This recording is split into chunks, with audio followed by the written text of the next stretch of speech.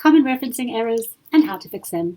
Hi everybody, I'm Gabby from mythesiscoach.com, and today I want to highlight two errors which I see so frequently when I review theses, which is often. So many students make these teeny tiny little mistakes, and I want to start off by saying, if these are the little mistakes that you're making, please rest peacefully, because these mistakes are very, very simple to fix. The big problems with referencing and the things that really throw people off their game is when they don't understand what referencing is, or they don't understand why they need to do it, or they don't get the conceptual things about referencing. I have a video about that, so I'll provide a link for it in the description below. But those are the big issues. If you're making little cosmetic finicky mistakes like this, you don't need to stress.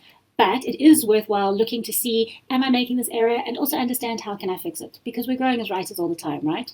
So I thought in this video today I would share with you the two most common little errors that I see, and maybe they'll work out to be helpful for you. Okay, so let's have a look at this example. See what I have here. The study by Morial and Pearson 2008 does not speak directly to students studying towards careers in engineering and the built environment. All right, what is the problem here? The problem is that this author has put the authors of the source they've used, they've put their names in the in-text citation.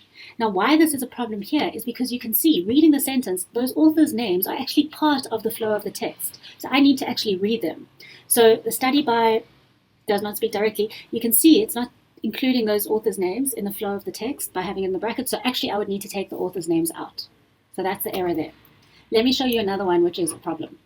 The study by Morial and Pearson, 2008, does not speak directly to students studying towards blah, blah, blah. So this example, they've done the right thing. They've taken the author's name out of the brackets. What's the problem here? The problem is that they have used the ampersand there. And remember that ampersand, and now I'm showing off because I know the fancy name for that funny and squiggle, ampersands only go in the in-text citation. In the flow of the text, you need to write and.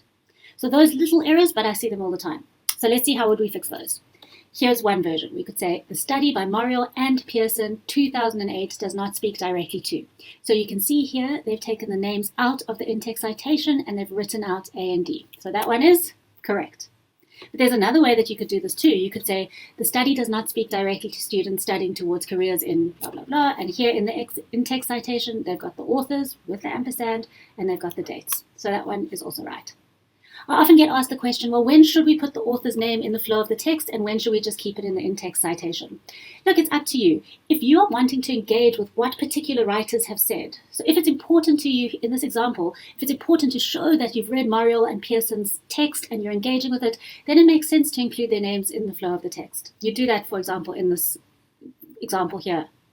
But if it's not so important which text you read and more important the concept that you're pulling out to integrate into your own writing, well, in that case, then you may as well just include an in-text citation at the end with the authors and the date as here. So there we have it, two of the most common referencing errors that I see when I'm going through thesis work. I hope that was helpful for you. Remember to subscribe to this channel to be the first to receive updates on My Thesis Coach, and I'm really looking forward to connecting next time. Bye-bye.